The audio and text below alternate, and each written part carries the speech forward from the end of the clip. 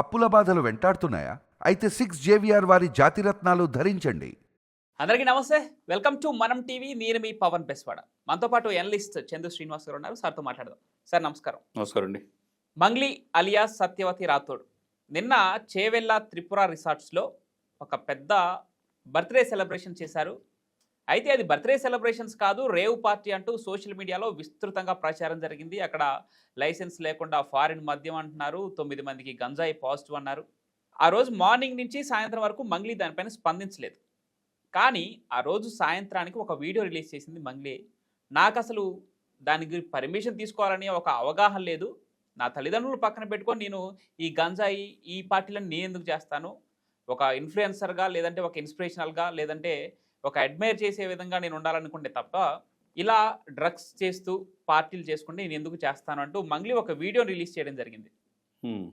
ఎలా చూడాలి అసలు? దాని ఆ రేవ్ పార్టీ అనుకుంటున్నారా, బర్త్డే పార్టీ అనుకుంటున్నారా? దాదాపుగా 52 మంది పాల్గొంటే 9 మందికి గంజాయి పాజిటివ్ వచ్చినట్టు తెలుస్తుంది. పెద్ద పెద్ద సెలబ్రిటీలు ఉన్నారు, సీరియల్ నటులు ఉన్నారు, కాసర్ల శ్యామ్ లాంటి లిరిసిస్టులు ఉన్నారు. దివి ముఖ్యంగా ఇక్కడ దివి టాపిక్ కూడా హైలైట్ అవుతుంది. ఎందుకు బాత్రూంలో దాక్కుంది దివి? ఏం చెప్తారు సార్ మొత్తం ఈ ఇన్సిడెంట్ మీద?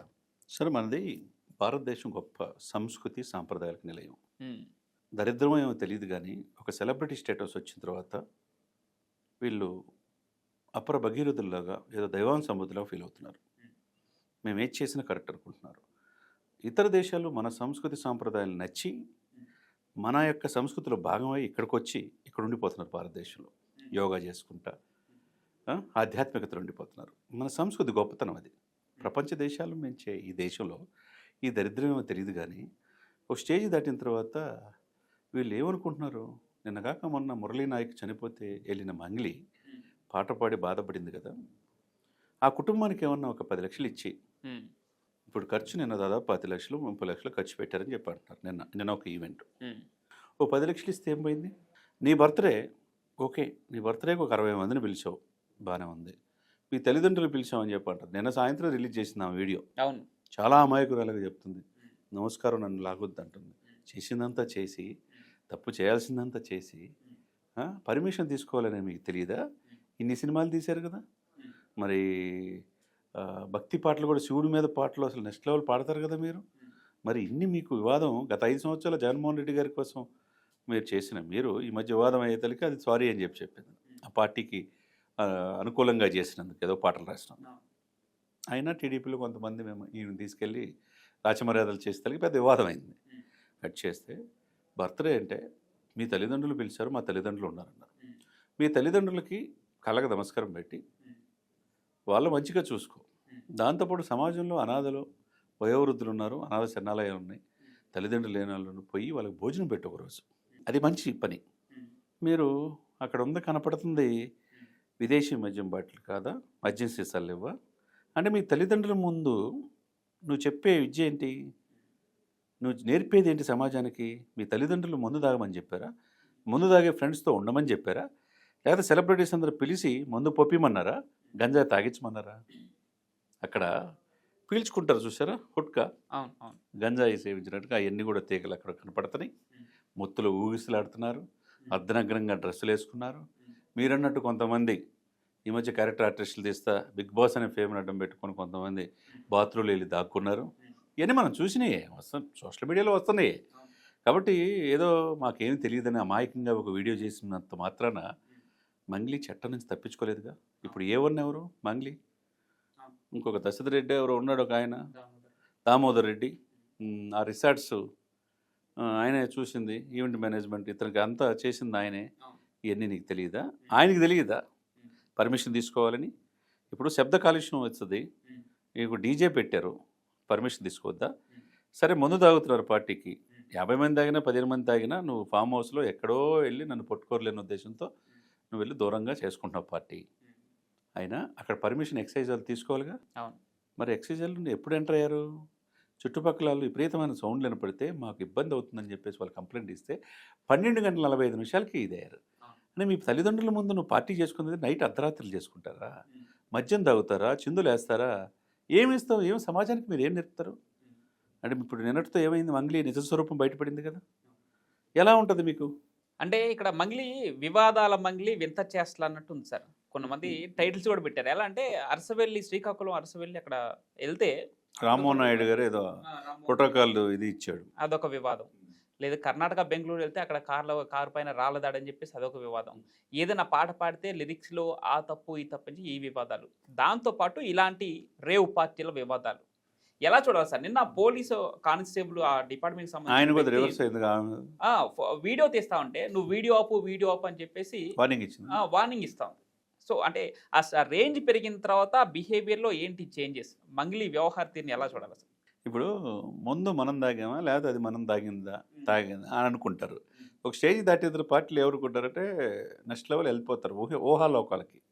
వాళ్ళందరూ తాగి ఊగిసలాడుతుంది అందరికీ తెలిసిన అంశమే. బాత్రూంలో దాక్కుంది అందరికీ తెలిసిన అంశమే. అర్ధనగ్నమైన డ్రెస్సుల్లో ఉన్నది అందరికీ తెలిసిన అంశమే. ఇది మీ తల్లిదండ్రులు నేర్పారా? ఈ సమాజం మీకు నేర్పిందా? ఏమి తెలియని అమాయకంగా మీరు నీట్గా రెడీ అయిపోయి నేను సాయంత్రం ఒక వీడియో రిలీజ్ చేసినంత మాత్రాన వివాదాల సుడిగండంలో చిక్కిన మంగ్లీ ఎలా తప్పించుకోగలదు? 41 నోటీసులు కూడా ఇచ్చేశారు కదా నిన్న. ఇప్పుడు డ్రగ్స్ చేస్తే అక్కడ పరిశోధన చేస్తే ఆమె ముఖ్య అనుచరుడు డ్రగ్స్ సేవించినట్టుగా తెలిసింది. కొంతమంది గంజాయి తీసుకున్నట్టు తెలిసింది. దానికి ఏమంటారు తెలుసా? ఆయన ఇక్కడ కాదు తీసుకుంది, గత 3 రోజుల్లో ఎక్కడో గంజాయి తాగాడు, తీసుకుంటే ఈ పార్టీకి వచ్చాడు. దీంట్లో వచ్చి ఏదన్నా చెప్పటానికైనా వినటానికైనా మనకైనా ఉండాలి.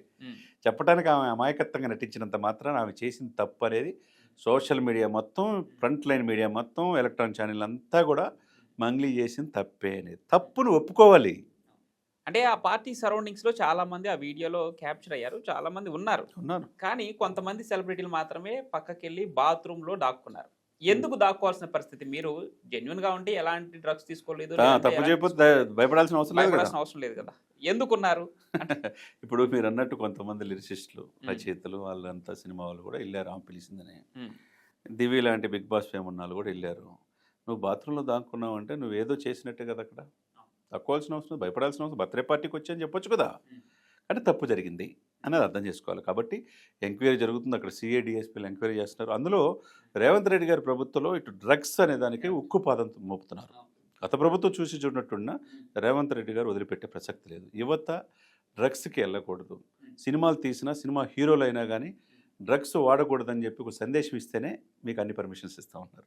దానికి ముందుగా చిరంజీవి గారు స్పందించి డ్రగ్స్ వాడితే ఏంటి అనేది తెలియజేశాడు. అట్లా ప్రతి ఒక్కరు కూడా జూనియర్ ఎన్టీఆర్ కావచ్చు, అల్లు అర్జున్ కావచ్చు, అందరూ చేస్తున్నారు. చేయాల్సిందే. Basic Hyderabad fastest growing city in the world.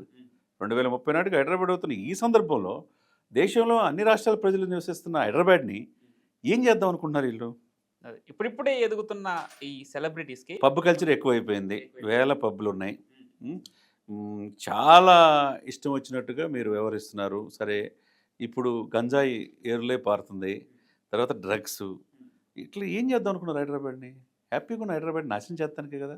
ఇప్పుడు ఇటువంటి సమాజానికి భక్తి పాటలు, ఆమె శివుడి పాటలు, ఆ టీ సుబ్బరామరెడ్డి ఇప్పుడు వైశాఖపట్నం పెడితే ఆ శివుడి పాటలు, మళ్ళీ ఇంకొక అతను ఆధ్యాత్మిక గురువు చేసిన దాంట్లో కూడా బెంగళూరులో ప్రదర్శిస్తూ ఉంటుంది. మరి ఇన్ని ప్రదర్శించేటప్పుడు నువ్వేం చెప్తావు? నువ్వు సమాజానికి ఏం చెప్తావు?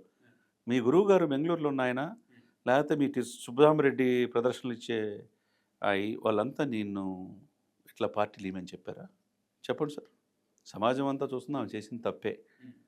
ఇక మీద అంటే ఎంతవరకు నీ యొక్క సెలబ్రిటీ స్టేటస్ ఉంటుంది?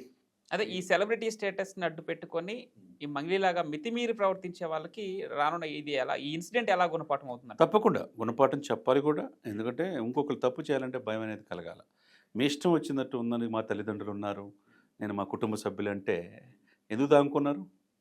ఎందుకు అక్కడ గుట్కా తీసుకుంటా మిషన్స్ అన్నీ అక్కడ కనపడినాయి, వైర్లు గీర్లు అన్నీ కూడా, మద్యం బాటిల్ ఎక్కడి నుంచి వచ్చినాయి? అంటే మినిమం కామన్ సెన్స్ లేదా మీకు? సెలబ్రిటీ స్టేటస్ అన్నీ తెలిసి ఉండాలి కదా.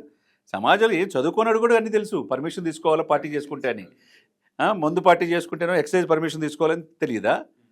లేకపోతే సౌండ్ సిస్టమ్ డీజే పెట్టుకున్నప్పుడు డీజే పర్మిషన్ తీసుకోవాలని తెలియదా? ఏదో ఒక రిసార్ట్లో చేసుకుంటా. కాబట్టి ఏదో తెలియనట్టుగా ఆమె అమాయకంగా నటించినంత మాత్రాన, నమస్కారం పెట్టి చెప్పినంత మాత్రాన తప్పు తప్పే. ఇంకొకరు తప్పు చేయాలంటే భయపడే విధంగా చట్టాలు ఉండాలి. ఇటువంటి వాళ్ళని అరెస్ట్ చేయాలి. అరెస్ట్ చేసి జైల్లో చెప్పకూడదు తినిపిస్తే ఇంకొకరు తప్పు చేయాలంటే భయపడే ఇది వస్తుంది అన్నమాట. Right sir, thank you so much.